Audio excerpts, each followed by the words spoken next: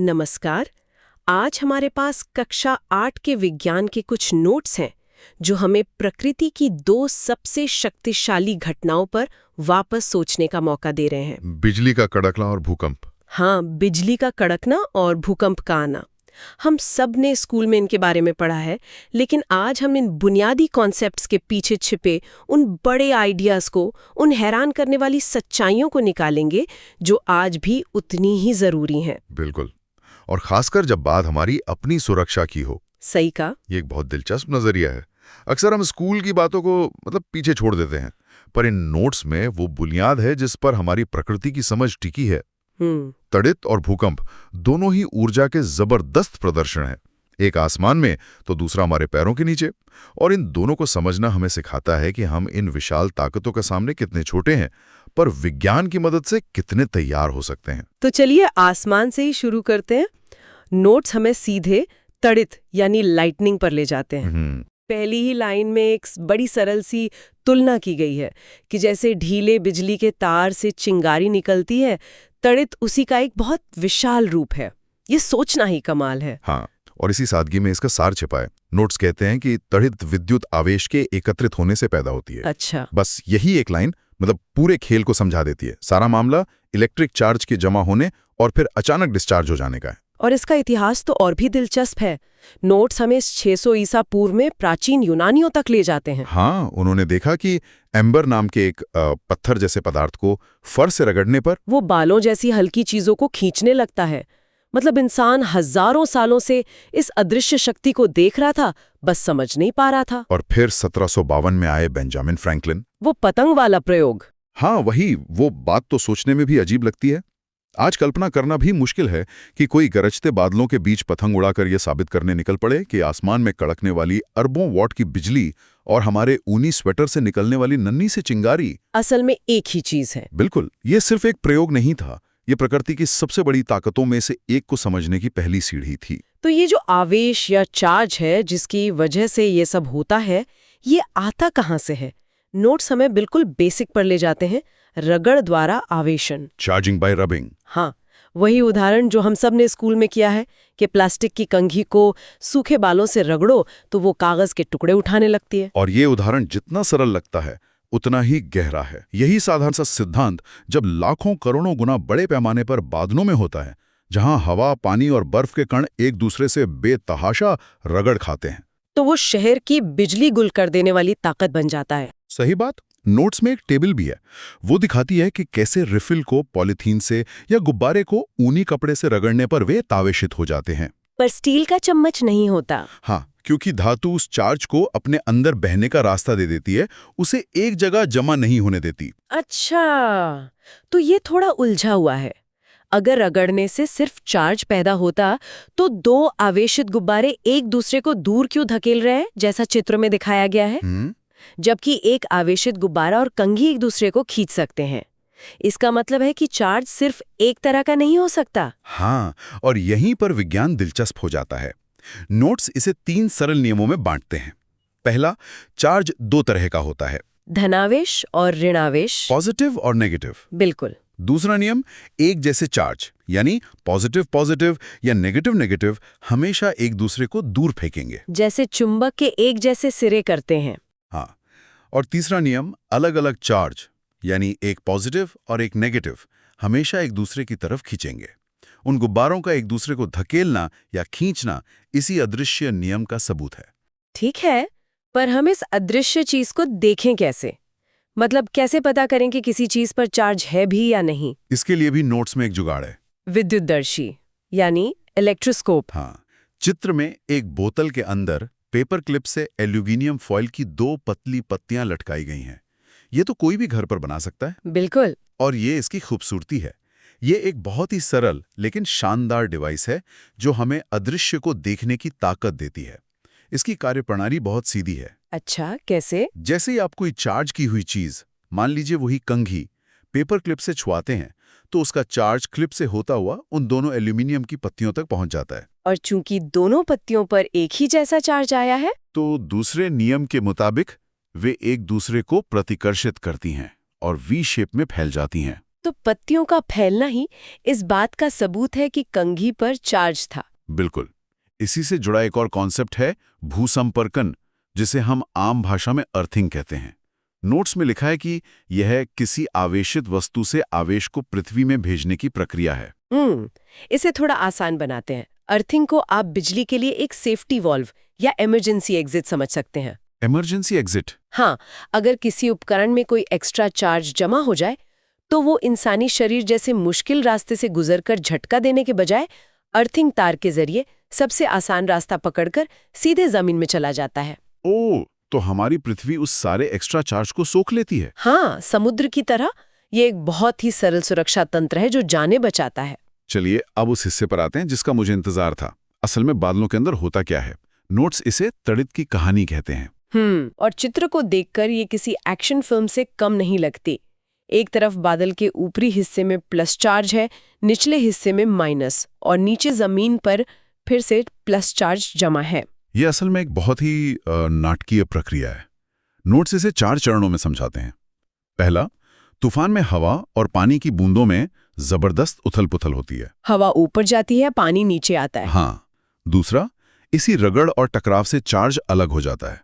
हल्के पॉजिटिव कण ऊपर चले जाते हैं और भारी नेगेटिव कण बादल के निचले हिस्से में जमा हो जाते हैं। और तीसरा, जमीन पर इसके असर से पॉजिटिव चार्ज खिंचकर जमा हो जाता है। तो अब आपके पास 3 परतें हैं, पॉजिटिव, नेगेटिव और फिर पॉजिटिव, एक विशालकाय सैंडविच बैटरी की तरह। और चौथा चरण ही फिनाले है। हाँ, जब बादल के निचले हिस्से में नेगेटिव चार्ज और जमीन के पॉजिटिव चार्ज की मात्रा इतनी ज्यादा हो जाती है कि उनके बीच की हवा भी उसे रोक नहीं पाती। हवा, जो आम तौर पर बिजली की कुचालक होती है, वो भी हार मान लेती है। और एक जबरदस्त इलेक्ट्रिक डिस्चार्ज होता है। प्लस और माइनस चार्ज का मिलना ही वो बिजली की चमकीली धारी है जिसे हम देखते हैं। और जो गर्ज होती है, वो इस प्रक्रिया में हवा के अचानक गर्म होकर फैलने से जो शॉकवेव पैदा होती है, वही बादलों की गरज है। इसीलिए हमें बिजली पहले दिखती है और आवाज बाद में आती है। बिल्कुल। प्रकाश की गति ध्वनि से बहुत तेज है। ये सब जानना रोमांचक है, पर डरावना भी। तो अब सबसे जरूरी सवाल पर आते हैं, इससे बचें कैसे? नोट्स में घर के बाहर की सुरक्षा के लिए कुछ असुरक्षित स्थान बताए गए हैं। खुला मैदान, ऊंचे पेड़, यहाँ तक कि छाता लेके चलना भी मना है। ये छाते वाली बात थोड़ी अजीब लगती है। ये एक बहुत अच्छा सवाल है, क्योंकि ये हमारे कॉमन सेंस के खिलाफ जाता है। लेकिन यहाँ भौतिकी का नियम काम करता है। बिजली, कह सकते हैं, आलसी होती है।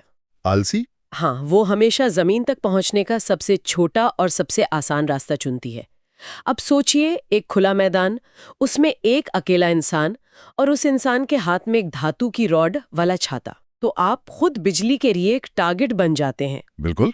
यही वजह है कि खुले मैदान में लेटने की बजाय सिमट कर घुटनों के बल सिर झुकाकर बैठने की सलाह दी जाती है।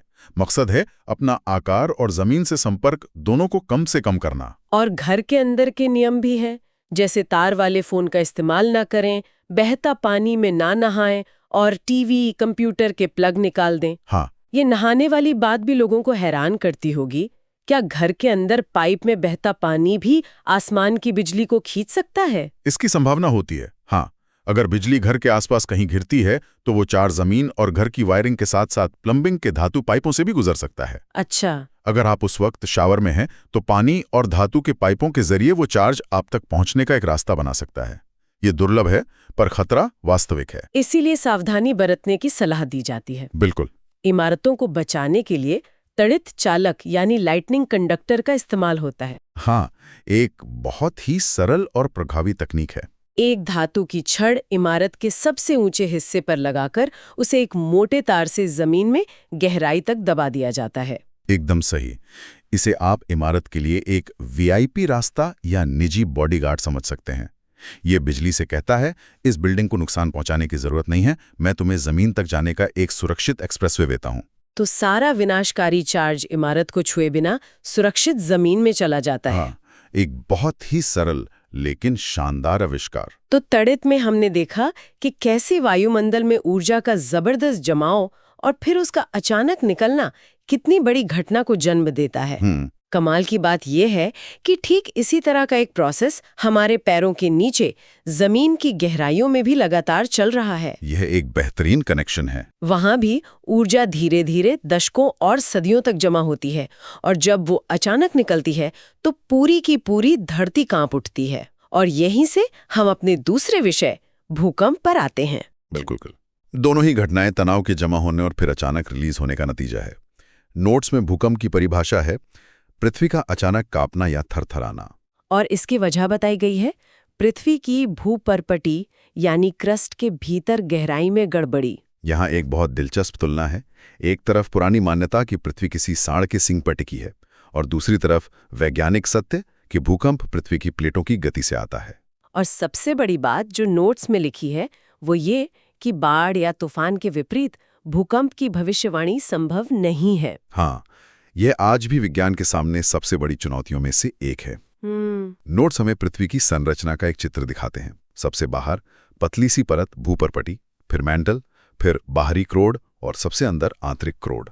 और ये पूरी भूकंप की कहानी उस सबसे पतली बाहरी परत यानी क्रस्ट में ही होती है जिस पर हम रहते हैं। सही बात।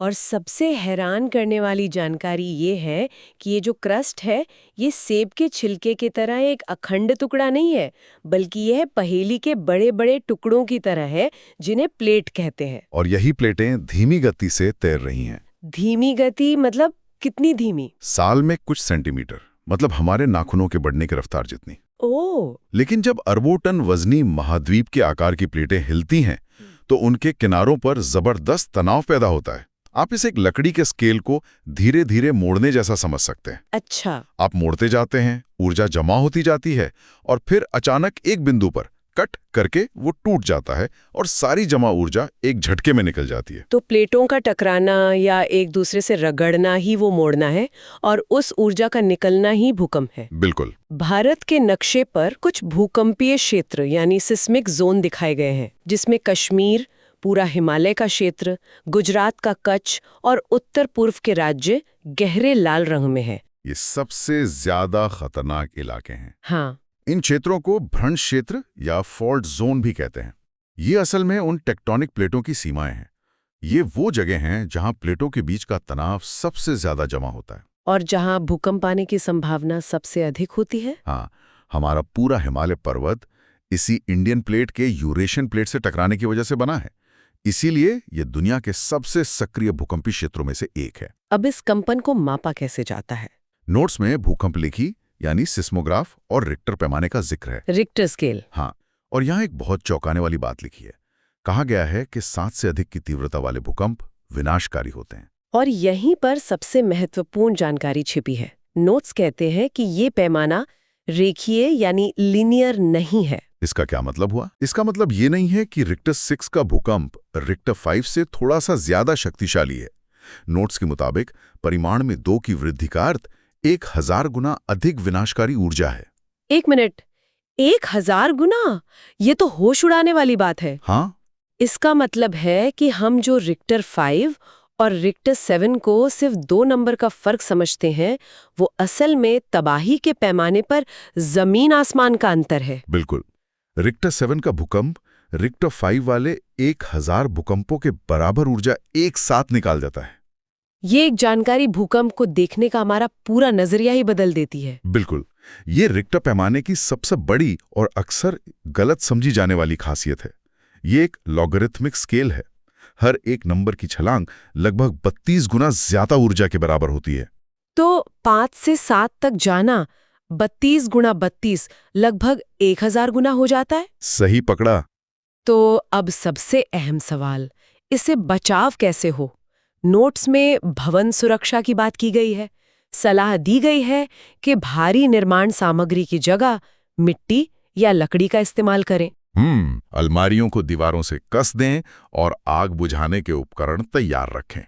इन सभी सलाहों के पीछे एक ही सिद्धांत है ना? हाँ, कंपन के दौरान चीजों को गिरने से रोकना और अगर इमारत गिरे भी तो उसका वजन कम से कम हो। भारी कंक्रीट की छतें जब गिरती हैं तो जानलेवा होती हैं, जबकि हल्की लकड़ी या टिन की छतें कम नुकसान करती हैं। इसीलिए भूकंप रोधी यानी क्वेक सेफ आर्किटेक्चर इतना जरूरी है। बहुत जरूरी। और अगर भूकंप आ ही जाए तो उस वक्त क्या करें? घर के अंदर हों तो सलाह है कि किसी मेज के नीचे छिप जाएं। ये मेज के नीचे वाली सलाह हम बचपन से सुनते आ रहे हैं। इसके पीछे का मुख्य विचार आपको ऊपर से गिरने वाले मलबे से बचाना है। जब छत या दीवारें गिरती हैं तो एक मजबूत मेज एक सुरक्षा कवच की तरह काम करता है। एक सर्वाइवल स्पेस बना देता है। हाँ, एक जीवन रक्षक जगह। और बाहर है तो नियम और भी सरल है। हर चीज से दूर किसी खुली जगह पर चले जाएं। इमारतें, पेड़, बिजली के खंभे, सब कुछ गिर सकता है। अंत में नोट्स में एक सारांश और कुछ प्रमुख शब्द दिए गए हैं। भूपरपटी, विसर्जन, भूकंप लेखी, त्वरित चालक और रिक्टर पैमाना। हाँ, और कुछ त्वरित संशोधन बिंदु जो सब कुछ समेट देते हैं। जैसे कि आवेश 2 तरह के होते हैं। त्वरित डिस्चार्ज से होती है और भूकंप प्लेटों की गति से आता है। रिक्टर 7 विनाशकारी है। और सबसे जरूरी, इन दोनों घटनाओं के दौरान सुरक्षा नियमों का पालन करना सर्वोपरि है। तो इन 8वीं कक्षा के नोट्स ने हमें सिर्फ विज्ञान के तथ्य नहीं बताए, बल्कि प्रकृति की 2 सबसे बड़ी घटनाओं के पीछे की विशाल ऊर्जा और उससे जुड़ी चेतावनियों को बहुत ही साफ तरीके से समझाया। बिल्कुल, ये सिर्फ परीक्षा के लिए नहीं, बल्कि जीवन में सुरक्षित रहने के लिए भी बहुत जरूरी जानकारी है। सही कहा। और ये हमें एक बहुत बड़े सवाल के साथ छोड़ जाता है। नोट्स में साफ लिखा है कि भूकंप की भविष्यवाणी नहीं हो सकती। हम मौसम का पूर्वानुमान लगा सकते हैं, तूफानों को ट्रैक कर सकते हैं, लेकिन धरती के कांपने का पता हमें पहले से नहीं चलता। हाँ, पर क्या विज्ञान हमेशा यहीं रुका रहेगा? भविष्य में ऐसी कौन सी तकनीकें, कौन से सेंसर या डेटा एनालिसिस के मॉडल आ सकते हैं जो हमें इन घटनाओं की कुछ सेकंड पहले ही सही पर पूर्व सूचना दे सकें, ताकि हम और भी बेहतर तरीके से तैयार रह सकें। बिल्कुल। ये आज भी विज्ञान के सबसे बड़े अनसुलझे रहस्यों में से एक है। अगर आपको इसी तरह आसान भाषा में पढ़ना अच्छा लगता है तो इस चैनल को अभी सब्सक्राइब कर लीजिए। अगर आप सभी सब्जेक्ट्स के नोट्स चाहते हैं तो वीडियो के डिस्क्रिप्शन बॉक्स को जरूर चेक करें।